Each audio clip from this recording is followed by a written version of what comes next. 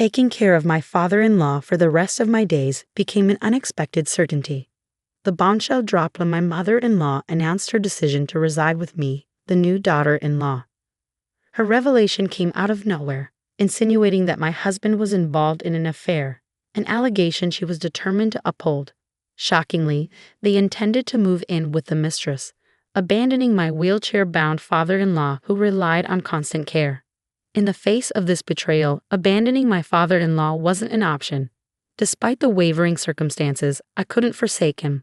Then, unexpectedly, my father-in-law rose to his feet. "My name is Linda," I introduced myself.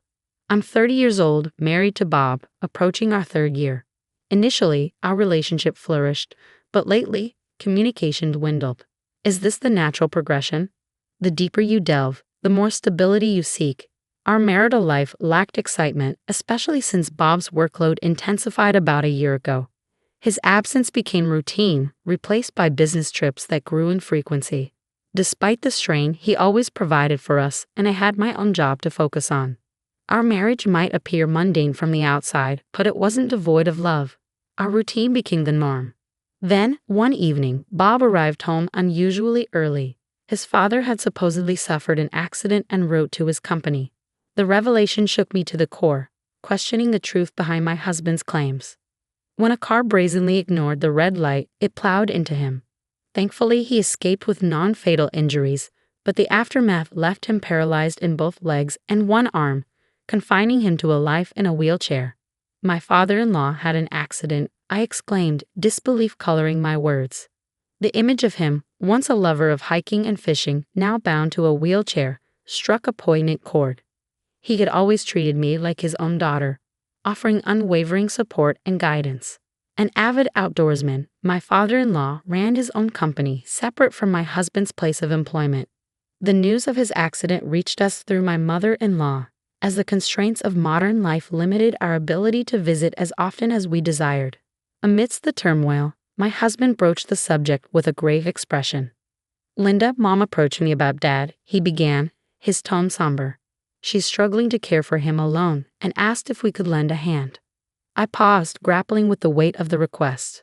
While I held deep affection for my father-in-law, agreeing to take on a role I had never assumed before wasn't a decision to be made lightly. "It's not that I don't care," I explained, "but I have my own job to consider. It's a sudden and significant responsibility." I was at a loss. Despite racking my brain for the best solution, no viable ideas emerged. Sensing my distress, Bob gently took my hand and locked eyes with me. "Linda, I need you," he declared earnestly. "I know it's going to be challenging, especially since it's your first time. But if we rely solely on Mom, I fear she might reach her breaking point." Although hesitant, I weighed his words carefully. "I understand it'll be tough," I replied, "but I have my own job, Bob." "Linda, you can quit your job," he proposed, surprising me. "I'll cover our expenses. Can you dedicate yourself to caring for Mom and Dad?" The notion of quitting my job caught me off guard, but Bob's conviction swayed me. "Yes," I finally relented. "I'll support you and our family." Bob's gratitude was palpable as he pleaded with me, kneeling before me, emphasizing the importance of my commitment. Eventually, I acquiesced, resigning from my job to focus on caring for my father-in-law, just as Bob had requested. A few days later, Bob dropped another bombshell. He intended to take over his father's company and become its president. The announcement stunned even his father, though a glimmer of pride shone through his tears. "Bob, I can't believe you're saying this," he exclaimed emotionally. "After all this time of you refusing to join the company, while it feels like a game of hearts all over again." "Dad, I can't simply abandon the company," Bob explained earnestly, "especially not now, given your condition. Thank you for your understanding. I was unsure what to do with the company." The weight of responsibility now rested squarely on our shoulders. But with determination and unity, we faced the challenges ahead. I had initially planned to entrust it to someone I could rely on. "But if you're willing to step up, I'm more than happy to pass the torch," my father-in-law declared. "I knew you agreed, Dad," Bob responded earnestly. "I'll give it my all as your son." "Yes, I'm counting on you," his father replied. "For the sake of the employees who followed me, please ensure a positive work environment." With that, Bob assumed control of his father's company. while my father-in-law transitioned from president to chairman. Traditionally, the chairman holds numerous responsibilities, but my father-in-law opted to entrust all operational aspects to Bob, retaining only his title. 2 months elapsed since Bob's takeover, and every night he returned home well past midnight. Initially, I attributed it to the demands of adjusting to his new role, but the persistent late hours raised suspicions. What's more, one night, as I struggled to sleep, I detected a peculiar scent emanating from my husband. Venturing to the kitchen for a glass of water, I heard the front door creak open. Rushing to greet him, I detected the unmistakable fragrance of soap. "Welcome home," I greeted him, surprised to find him returning so late. Caught off guard, Bob stammered, "Why are you up at this hour?" "I couldn't sleep," I confessed. "You've been coming home late every night." Bob's fatigue was palpable as he explained, "I've taken over Dad's business, and there's so much I still need to learn." Sympathizing with his struggles, I bid him good night, but as he turned to leave, the scent of soap lingered, sparking a moment of doubt. I seized his arm, my tone stern as I interrogated him. "Bob, who do you usually work overtime with?" His response was defensive. "What? Why the sudden questioning?" I pressed on. "I noticed a distinct scent on you." "Why should I know?" Bob retorted sharply. "I'm working tirelessly. Don't bother me with trivial matters." His irritation only fueled my suspicions, leaving me at a loss for how to proceed. Bob sighed, exasperated. "Can you please stop?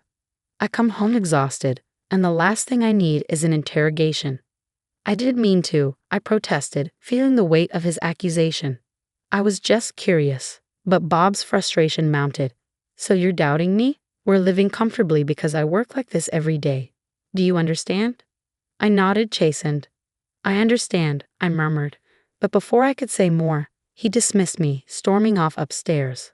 Alone in the living room, I tried to reconcile our exchange, but Bob's indifference stung. The following day, my mother-in-law confronted me, her expression ominous. "Linda, I heard you suspected Bob of cheating yesterday." I didn't suspect Bob of anything, I simply inquired about his overtime companions. But my mother-in-law saw it differently, accusing me of stirring up trouble. "You're only able to live comfortably because Bob works so hard," she snapped, her words a stinging rebuke. All I did was voice a concern. I defended myself, but she dismissed it as rudeness, labeling me as the worst kind of wife. Her tirade left me stunned, and before I could respond, she dumped all the housework on me and stormed out. It was no secret that my mother-in-law had never been fond of me. Despite putting on a facade of sharing household responsibilities in front of my husband and father-in-law, I was the one who shouldered the burden of chores and caregiving. My mother-in-law often found reasons to be out during the day, returning only in the evening. My father-in-law, confined to his room, remained oblivious to her frequent absences. I was even cautioned by her not to disclose unnecessary information to my father-in-law and Bob. Left with no choice, I silently attended to the household tasks and caregiving duties. The only solace was the company of my father-in-law, whose presence provided some measure of comfort amidst the turmoil. I did something he wouldn't expect. As he looked at me with a sorrowful expression, my father-in-law uttered those words I never anticipated. "Linda, I'm sorry. You must hate looking after an old man like me, right?" With sincerity, I responded, "That's not true at all. I think of you, my father-in-law, as my own father. It's an honor to assist you, and hearing you say such things makes me feel fortunate." His gratitude warmed my heart. "I'm really glad that someone like you married Bob," he confessed. "And likewise," I replied, genuinely touched. "I'm grateful to have a kind person like you as my father-in-law." Despite the hurtful words and actions of my husband and mother-in-law, the presence of my father-in-law, who relied on me, kept me going. It became my duty to attend to his needs, such as helping him prepare for bed and turning off the lights. One day, my husband and mother-in-law unexpectedly arrived together. My husband wore a smug expression, hinting that something was amiss. My mother-in-law wasted no time in dropping a bombshell. They intended to live with a new daughter-in-law, leaving me behind to care for my father-in-law. Stunned, I struggled to comprehend. My husband handed me divorce papers, admitting to having a girlfriend and insisting that I remain to look after his father. Overwhelmed, I sank to my knees, feeling utterly hopeless as they packed their belongings, leaving me in tears. Just as despair threatened to consume me, my father-in-law wheeled into the room, concerned about the commotion. Through tears, I relayed the heartbreaking conversation. Earlier, I had mustered the courage to confide in my father-in-law. His expression grew increasingly rigid as I recounted the events, and by the time I finished, a determined glint had replaced the stiffness in his eyes. Rising abruptly, he declared with newfound strength, "Linda, it's time for a counterattack." Perplexed, I watched as he struggled to stand, his next words taking me by surprise. "Your legs? I'm sorry for not speaking up sooner. The truth is, I've been able to walk for some time now." His revelation left me speechless, but he reassured me. "It's okay. Leave everything to me. The groundwork has already been laid." From a drawer, my father-in-law retrieved a large brown envelope, revealing its contents to me. Inside were various pieces of evidence documenting my husband's infidelity, along with shocking proof of my mother-in-law's involvement in extramarital affairs as well. It turned out that since Bob had assumed the presidency, my father-in-law had entrusted reliable employees to monitor his actions at the company. Despite my husband's claims of working late, the surveillance revealed his habitual early departures. Suspecting foul play, my father-in-law had engaged a private investigator, leading to the unraveling of both my husband's and mother-in-law's affairs. The woman my husband was involved with was someone familiar to his mother, and their clandestine meetings were exposed. These revelations had only recently come to light, and my father-in-law confessed his struggle in deciding when to disclose the truth to me. "It's blunt, but I'm glad," I managed to articulate, overwhelmed by the weight of his revelation and the courage it took to confront the truth. "I can't believe it, Linda. What do you want to do?" My father-in-law's voice was tinged with anger. "I want to get back at those two," I replied firmly. "Leave it to me," he assured me before dialing a number on his smartphone. It seemed he was contacting someone from his company, and shortly after, my husband was demoted from his CEO position. Following my father-in-law's advice, I submitted the divorce papers armed with the evidence of my husband's affair. Through legal channels, I sought compensation from both Bob and his lover. A week later, Bob visited his parents' house, likely in response to the legal proceedings. Upon seeing us, he immediately adopted a defensive stance. "What's going on, Dad? Just because I cheated, you're stripping me of my CEO position." My father-in-law's response was swift and unforgiving. "Shut up. You neglected my care and hurt Linda. It's far too early for a scumbag like you to hold a leadership position." Bob's pleas fell on deaf ears as my father-in-law disowned him. Desperate, Bob dropped to his knees, begging me to reconsider. "Linda, please. I'll end the affair and drop the compensation claim. Just convince Dad to let me stay." His words only fueled my disillusionment. Despite his tears and pleas, it was clear Bob was only concerned with saving himself. With a heavy heart, I released the pent-up frustration that had been building inside me. I spoke with conviction, cutting through Bob's pleas. "What are you talking about? Retract the divorce? I never asked for that. Frankly, I feel liberated knowing I'm divorcing a scumbag like you. I'll never go back to being your wife." Bob seemed stunned. "You mean you've already filed the divorce papers?" Of course, I affirmed, my resolve unwavering. "Why would I willingly remain married to someone as terrible as you? Your firing as CEO is solely your own fault, the result of the seeds you've sown." As Bob pleaded and begged for forgiveness, I remained resolute, dismissing him with a gesture. I threw him out of the house, his cries echoing in the night, pleading for help and forgiveness. Neither my father-in-law nor I responded to his pleas. Later, Bob and my mother-in-law faced lawsuits for alimony and were eventually evicted from their mistress's home, left homeless and destitute. They were forced to take menial jobs to survive, while I continued to care for my father-in-law in his home.